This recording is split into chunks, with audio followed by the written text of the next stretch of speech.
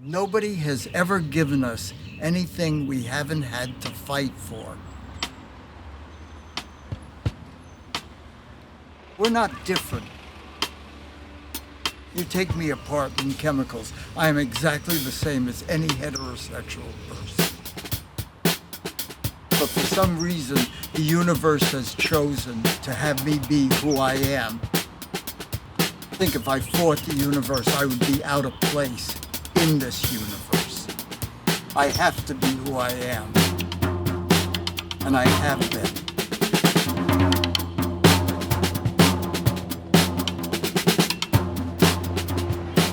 When Alexi told me that story of the black cat, we stood on this bus stop right here. If he hadn't done what he did, I don't know that I could have the life that I have today.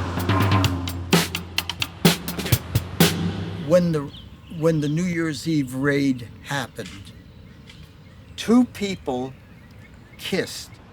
This is in the Black Cat, so I'm going to preface that so people know what I'm talking about. This is where the stage was. So you wouldn't be outed. The windows were always painted out. You even watched when you went into the bar. And it was more than just a place to socialize. It was a place to be where we felt safe. Because it was New Year's Eve. Old Lang Syne had been played and everybody sang it. Two people started to kiss. In those days, it was against the law for two men to kiss. Undercover police came into the bar. They saw what was happening. They thought that that was lewd conduct.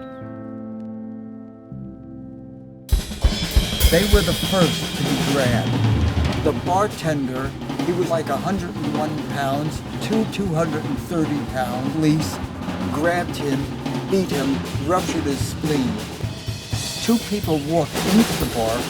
One was in a white dress, they thought drag queen.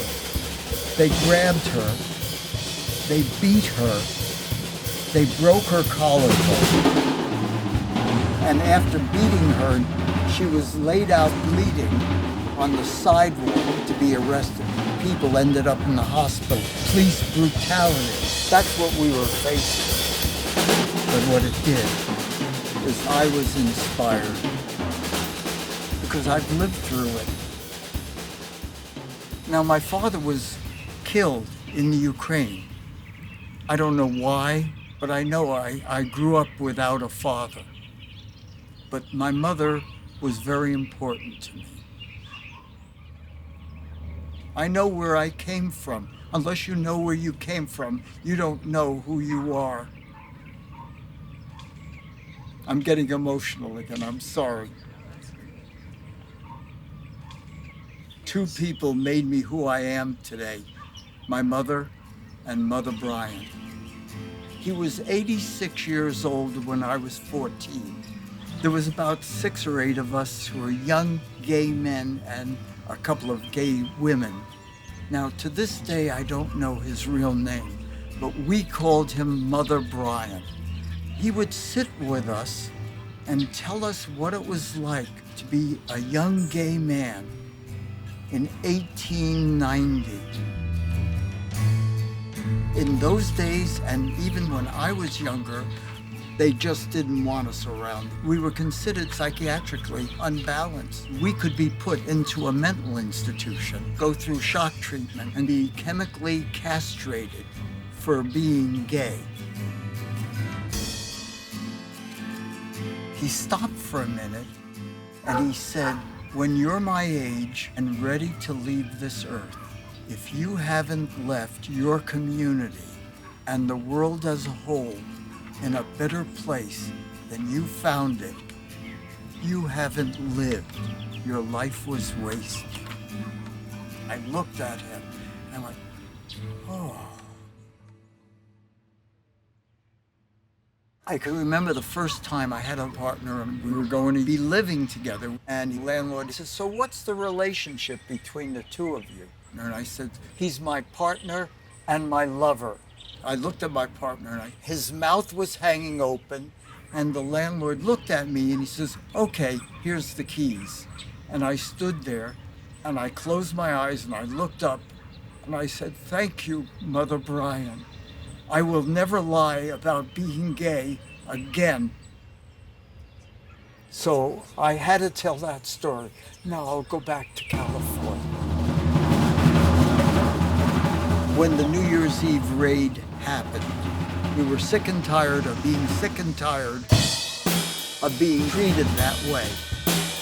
You gotta understand that 3 months earlier, the peace demonstration was attacked by the sheriff and by the LA Police Department.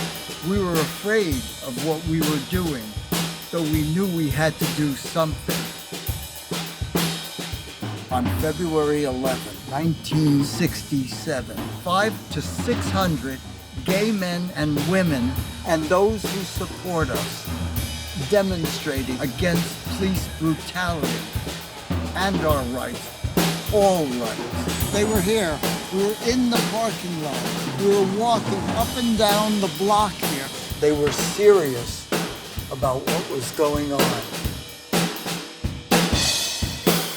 Do you see anybody smiling? They took their lives in their hands. That was the first large demonstration. And it worked. Because 2.5 years later, what happened? I want somebody to say it. Stonewall happened.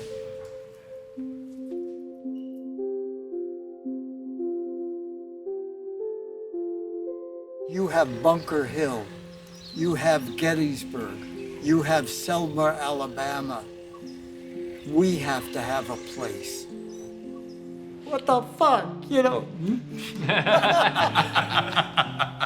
We never die, we never die, we never die, we never. Look right here. That's a history. These people were afraid because they were gay. No more. We're not going to take that anymore. Lex, if you hadn't been so brave and so bold in doing what you did, I wouldn't have my life. You and the people who were around you in that time saw a future where I could be free. And you made that happen, so thank you. Thank you. It humbles me.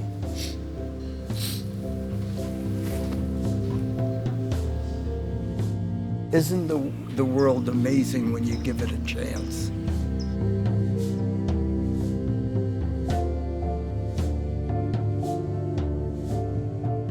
And I'm proud of who I am. I have to say, I'm gay and I'm proud.